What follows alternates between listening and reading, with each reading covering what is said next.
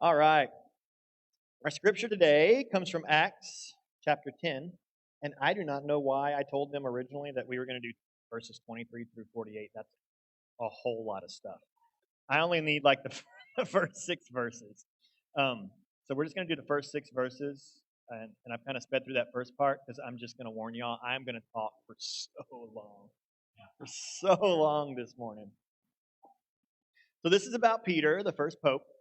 And he went to Caesarea, and he was going to visit Cornelius, who was a Gentile. And so it says, so Peter invited them in and gave them lodging. The next day he got up and went with them, and some of the believers from Joppa accompanying him. The following day they came to Caesarea. Cornelius was expecting them and had called together his relatives and close friends. On Peter's arrival, Cornelius met him, and falling at his feet, worshipped him. But Peter made him get up, saying, stand up, I am only mortal. And as he talked with him, he went in and found that many had assembled. And he said to them, you yourselves know that it is unlawful for a Jew to associate with or to visit with a Gentile. But God has shown me that I should never call anyone profane or unclean. So, in my opinion, this is a pretty big precedent set by the first pope, Peter. This is, just so y'all know, this is one of my favorite parts of the Bible. This is when Peter and Paul are just traveling around everywhere and breaking all the rules, like as many rules as possible. Speaking of breaking the rules, I had a really funny off-color joke I was going to tell right here. But my wife, Tara, looked at the sermon last night and said, no, you can't tell that joke in church. You cannot say that. So she's the reason you are missing out on this hilarious joke. If y'all want to come find me later in private, I'll make sure this microphone is off, and I will tell y'all the off-color funny joke that I had written into the sermon. Where was I? Okay, I'm going to digress a whole lot today, but hopefully I find my way back to where I want to be. Where was I? Oh, Peter and Paul. Peter and Paul are just going crazy, traveling the countryside, breaking all the rules. And they're saying, we found this good, beautiful thing that we love, and that makes us feel right, and makes us feel good. And we want to share it with everybody. So we don't care if you're a Jew. We don't care if you're a Gentile. We're not going to see anyone as unclean, and we're not going to see anyone as impure. That's my favorite part of this. We're not going to see anyone as unclean. We're not going to see anyone as impure. And that's really what I want to talk about today. I am going to start by ruffling a bunch of feathers in here and tell a story about myself and when I was starting to see certain groups of people as unclean or impure, and how I stopped myself from doing that. So I take the peace and love parts of the Jesus stuff super, super, super seriously. I haven't always. It came about from having children and coming to this church and study. I guess some people would call my lifestyle and the way I think and the way I believe, they would call it pacifism. The term they would use would be pacifist. I prefer to say old Austin hippie. Like, think Willie Nelson, 1970s through the 1990s. Like, everybody get freaky and weird. Do whatever you want to do, but just don't hurt each other. It's funny for me to say everybody get freaky and weird because I'm straight-laced rule follower guy. But if you want to get freaky and weird, I'm cool with it. Just don't hurt anybody. And I'll be straight-laced guy, but I'm not going to hurt anybody. And let's all just try and be as nice as we can to one another and not hurt anybody. So this whole peace, love, and love thing of mine, about 10 years ago, it started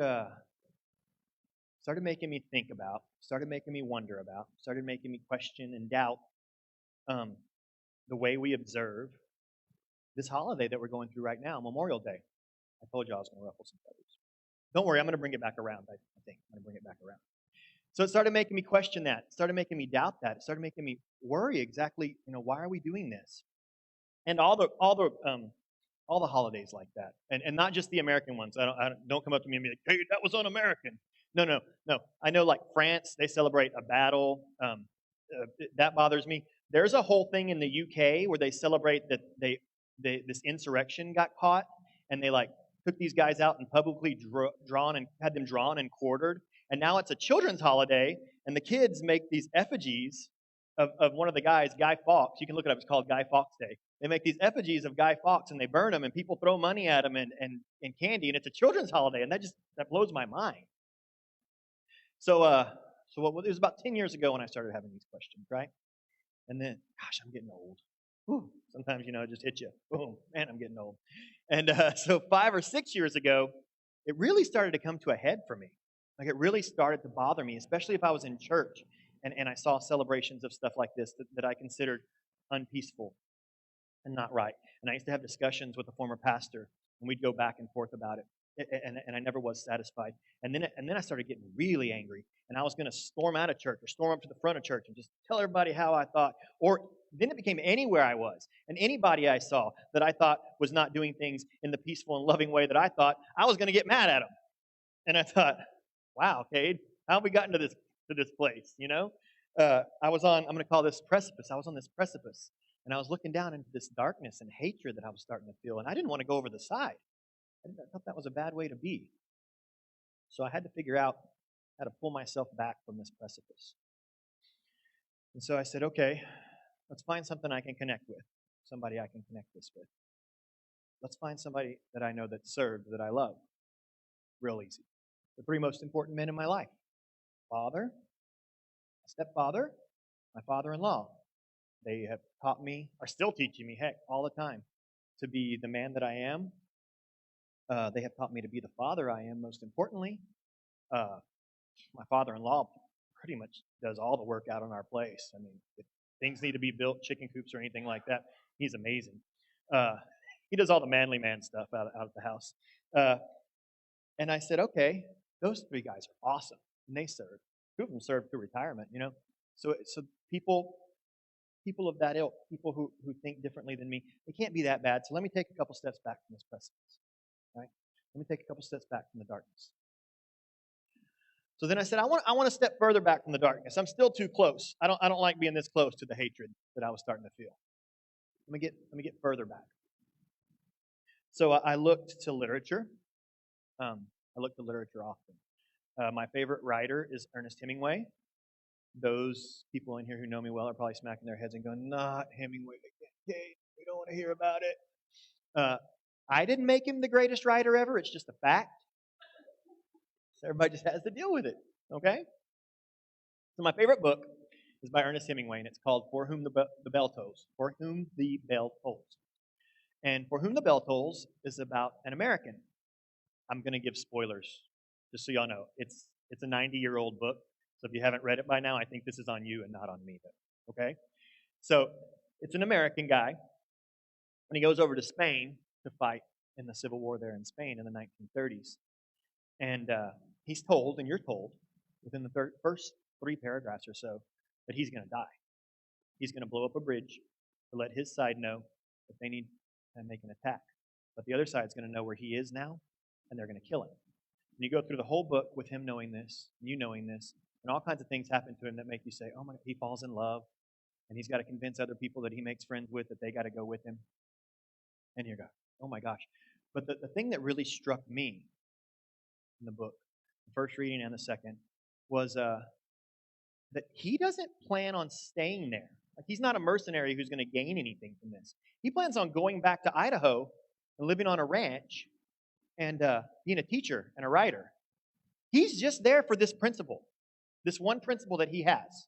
And it's not even a principle I personally agree with. I actually find it really hard to agree with either side in the Spanish War, because it's like communists fighting fascists with bigger communists and bigger fascists, like basically playing a little chess game in Spain before World War II. It's really yucky, icky stuff, right?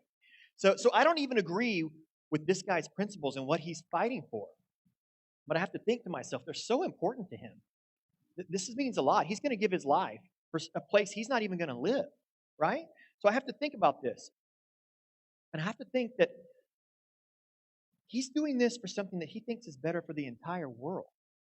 He thinks it's better for the entire world. He thinks it's better for the future. Even though this was a long time ago, he must think it's better for me and my family.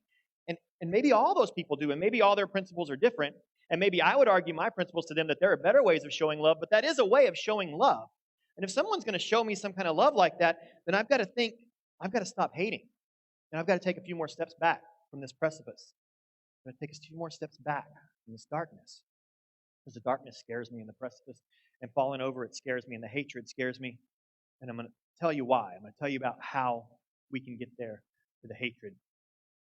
Has anyone in here ever heard of something called Star Wars? Star Wars. Okay. Star Wars is an entertainment franchise. It started with some films. And what they're about, what Star Wars is about wars among the stars. Galaxy far, far away, right? And it's just what you would think. It's spaceships, right? Pretty much. Spaceship. Flying around. But then it goes deeper than that. And there's these really cool guys called Jedis. And what Jedis are, is Jedis are like Camelot Knights of the Round Table. They even have swords. They're called, funny enough, lightsabers. They turn them on, and then they swing them at each other. Wong, wong, wong, wong, right? And they fight with them. Okay? So they're like Knights of the Round Table. And then they're also like Harry Potter, like wizards. They have a magic called the Force. And they're also like Zen Buddhists. They say these really cool things all the time that make you think. And that's my favorite part of Star Wars, is all the cool things they say that make you think. So, the main guy in Star Wars is a guy who starts off as a Jedi named Anakin Skywalker. And then he becomes like the greatest villain in the history of cinema, named Darth Vader. Once again, that's a fact. That's not something we're going to argue. He's the greatest. I've heard people say, no, Hannibal Lecter, no, Michael Corleone or whatever. No, Darth Vader blew up planets, entire planets. He's the worst. He's the baddest of the baddies, right? So Anakin Skywalker becomes Darth Vader. He starts as a good guy, as a Jedi, and then he becomes what's known as a Sith, which is the bad guys. They're the bad side of the Jedi. They're the guys the Jedi fight, right? They turn to the dark side. And they talk about the first 3 movies. They're not great movies, but you got to go back and watch them to see how it all starts. They talk about how he turns from a Jedi to a Sith, how Anakin goes that way. They talk about how it starts with fear. It starts with fear. And then the fear, it leads to anger.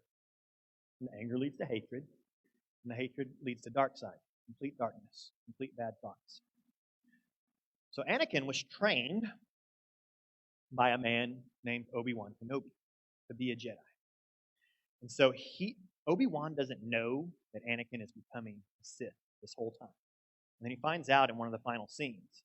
And Anakin draws his sword, his lightsaber, wong, wong, wong, right? He draws it out. And he says, you're either with me or you're my enemy. You're either with me or you are my enemy. Does anyone know what Obi-Wan Kenobi, raise your hand if you know what Obi-Wan Kenobi told Anakin back? Nobody? Man, second time in a row. He says, only a Sith deals in absolutes. Only a Sith deals in absolutes. Only someone who has gone completely to the dark side, who has let that fear lead to anger, lead to hatred, lead to the dark side, deals in absolutes. And says, I'm all right and you're all wrong. You're bad. I'm good. You're either with me or you're against me. You're with me or you're my enemy. Only a Sith deals in absolutes. And you say, Cade, it's just a movie. It's just a movie, right? That doesn't happen in real life. Let me tell you about memes. So memes are pictures on the internet, mostly. And they have words. And sometimes they're the same pictures and the words change and the messages change, right? So about 10 years ago, again, man, I'm tired of talking about how long ago stuff happened. It's making me, it's hurting my heart here. Okay, so about 10 years ago, there was a meme, and it's a crudely drawn guy pointing to himself. And the top of the meme says, there are going to be people who hate you for the way you think. There are going to be people who hate you for the way you feel. There are going to be people who hate you for the things you do. But not me. I'm always going to love you, and I'm going to be your friend. That was very nice. I always hit like when I saw that meme. Oh, it makes me feel good in my heart. As we've talked about, I'm a peacenik hippie guy. Okay, so it made me feel so good. And then about 5 or 6 years ago, I start to see that meme again. And at the top it says, now, there are people who are going to love you no matter what you say or what you do or how you feel or what side you choose. But not me. I'm not friends with such and such. I've seen it say racist. I've seen it say communist. I've seen it say fascist. I've seen it say Republicans. I've seen it say Democrats. The point is, it was people given absolutes. You're this. You're all this. If you vote for this person, you're all that because I think that person is all that. Well, if you vote for that person, you're this because I think that person's all that. And I'm not going to deal with you anymore. If this church does this, I'm not going to this church anymore. Well, you know what? I think this church is doing that, so I'm not going to go to that church anymore. If you wear a mask, you're against freedom. If you don't wear a mask, you're trying to kill everybody. Have you seen this? Have you read this? Have you felt this? Have you said this? I have. I talked about a time when I pulled myself off a precipice, but as you can see, there's precipice all around me, right? I'm constantly having to pull myself back. I'm constantly having to think about it because it worries me and it scares me. And I'm not saying don't discuss your side. I'm not saying don't fight for your side. I'm saying please don't look at the other person as your enemy. And don't dehumanize the other person because once you start doing that, once you start those absolutes, scary things happen. The things that keep me up at night happen. So I'm going to get a little conspiracy theorist on you right now. Like when I talk about the things that keep me up at night, you're going to be like, whoa, Cade. But once again, hopefully I'll bring it around. So I'm going to talk last 250 years of history, right? We've seen some huge technological changes, and they usually come in big stretches, right? So first, the proliferation of the printing press, and people are printing out flyers and newspapers like never before. And we have the Age of Enlightenment, and we have the scientific method, and all that comes about. And there's revolutions everywhere. Some of them great things, stuff in Haiti, stuff here in France. But it was all violent. It was all bloody. It was all terrible, terrible things. Wars. The stuff that happened in France was crazy violent and bloody. And Dickens wrote about how horrible it was. Did y'all know? I'm going to digress again. All right, squirrel. So I'm going to digress again. Did y'all know? I used to think that France did exactly what we did here in America, and it just they just worked it out, right? But it took them like decades and decades because they were like, yeah, we're going to throw everybody out and have this bloody revolution. Woo, we're going to elect officials. And they're like, well, you know what? Napoleon's doing really well. Let's make him emperor for a little. Well, no, go away, Napoleon, go away. So, okay, no, we're going to elect our people. What? You say Napoleon's a change guy? He can come back. Oh, no, it's still not working. Do we have any royals left? Any royals we didn't take to the guillotine?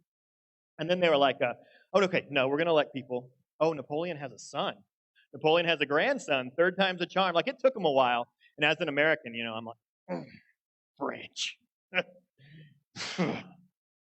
French couldn't get it right. It just took us one war, 2 documents, a few amendments. We knocked it right out, America. If you're a Francophile or a French person, I love French people. We were in Paris a few years ago. Despite what people say, they're great. I'm just joking, but really, America. Anyway, so that happened, and that was bloody, and that was violent, and it was horrible. So then let's move forward to the turn of the 20th century.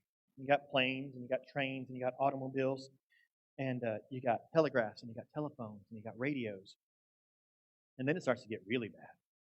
Then it starts to get really, really bloody. And then you start to see people really, really starting to deal in their absolutes when these big technological changes came.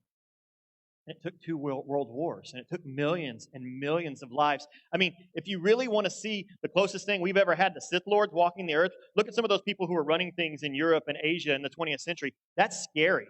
That's terrifying. Those are people who were dealing in absolutes. Those were people who had let the fear lead to the anger, lead to the hatred, lead to the dark side. And they were saying, it's my way or the highway. It's terrifying, scary. And I say, I hope it doesn't happen again. But then, I go on the internet and I see people saying, not me. I'm not going to deal with you. I don't like you. You're all this. You're all bad. That's what I see. I see the absolutes, and it scares me. And so I hear people, and people say, Cade, don't you have principles?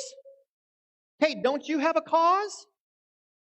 Hey, don't you have a passion? Yeah, I've got principles. My principles are peace, and love, and understanding.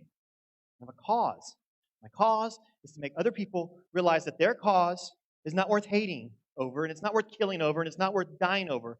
Because my passion is to not have any new people to mourn for or memorialize come the next final Monday in May, or the final Monday after that, or the final Monday in May after that, or the one after that, or any of them. That's my passion. So I'm going to leave y'all with one more story about American history. This is about the Civil War. This is about the end of the Civil War. It's the signing of the surrender at the courthouse, Appomattox Courthouse. It was the signing of the surrender. And everybody knows the main player. Well, if you're American and of a certain age, you usually know the main players. Ulysses S. Grant was the general of the Union side. And Robert E. Lee was the general of the Confederate side. So what happens is, the main person I'm going to talk about is a man named Eli Parker. Eli S. Parker. And Eli S. Parker was a lieutenant colonel in the Union Army, and he wrote the final draft of the surrender at the Appomattox Courthouse, right? And he was also, I hope I pronounced this right, he was of the Tonawanda band of Seneca tribe. He was indigenous. He was an indigenous man, indigenous person. And so he was there. And what has to happen is Robert E. Lee has to walk into the Appomattox Courthouse, and he has to go down the line, shaking hands with everybody and saying, hey, what's up? Talking to them. So Robert E. Lee, I guess, I reckon he goes to the first few people. I wasn't there. I don't know. So I reckon he goes to the first few people. But he gets to Eli Parker, and he looks at him, and he says, I'm gonna do my best Confederate general impersonation now. I don't know. This is what Robert E. Lee sounded like. This is what's in my head. He held his lapel, and he said, "It is good to see that there is at least one real American here today." Which is a pretty interesting thing to say, right? He recognized in that time, we're fighting over something that's not even really ours. And he gave this man that respect. Because, I mean, what's Robert E. Lee got to be thinking? This is the ultimate walk of shame. Like, forget I had too many and did some crazy things in front of my friends last night, and now they're seeing me in the morning. Like, this guy was, like, part of the leadership of an insurrection, and now he's got to go through and shake all these guys' hands. What's he thinking? Is he a little bit nervous? Because I'd be nervous. I'd be like, is there a firing squad anywhere around here? What are y'all planning on doing with me? Or some people might be mad. Yeah, gotta shake your hand. Can't believe you won. Blah, blah, blah, blah. Some people might be embarrassed. Robert E. Lee, I know he's a controversial figure. I know he's even more controversial now than when I was a kid. But I have to say, in the spirit of not dealing in absolutes, this was a pretty cool thing for him to do, for him to recognize, for him to say, it is good to see that there is at least one real American here today. It's a pretty cool thing for him to have stopped and said. But what Eli Parker said back to him is even more amazing to me. Because Robert E. Lee, he said, it's good to see there's at least one real American here today. I don't do a Union impersonation. I don't know how he sounded. So I'm just going to talk in my regular voice. And he said, today, sir, we are all real Americans. What he said back to him. He said, today, sir, we are all real Americans. Boom. That blows my mind that he thought to say that right then. Just think of the position this man's in, right? He's sitting there and he's saying, he could have said, hey, listen here. You and your buddies, you crossed the ocean, you came over here, you displaced all of me and my people and me and my family, and you killed us and you enslaved us, and then you did your one good thing, you kicked the king out, and you go preaching about liberty and freedom, but then you still had people that you had enslaved, and then you and your guys decide y'all are going to split it all up, and we're fighting, and we've been fighting for years, and you killed thousands of my men, and you killed dozens of my buddies, and now you want to make nice, and you can kiss my backside, Bobby. That's what he could have said, right? He could have been mad. He could have been angry. He could have been bitter. But he knew that wasn't the thing to say in that time. He knew the thing to say in that time was something to bring everybody together because it needed to happen right then. He needed to not deal in absolutes. He said, today, sir, we are all real Americans. Such a beautiful sentiment. It's so beautiful, and I am so narcissistic that I am going to change it to meet what I want it to mean this morning, which is today, we are all human beings. Today, we're all human beings, and we're not going to deal with absolutes. Today, we are all human beings, and there's no one that's unclean, and there's no one that's impure. Today, we are all human beings because I don't want anyone new that we have to memorialize, that we have to mourn for. When you leave here today and you see someone wearing a mask or not wearing a mask, remember that they're a human being. Today, we're all human beings. When you go online today and somebody says something that you don't like or that's different than you, remember that we're all human beings. Today, we're all human beings. Try to love each other. What's next? Hold on, let me look at my cheat sheet up here. Oh, offering. offering time. And John Stetson's going to sing us a song. I'm going to pray. Dear God, thank you for these gifts we are about to receive. Please help us from going to the dark side and dealing in absolutes. Please learn us to live in your love. Amen.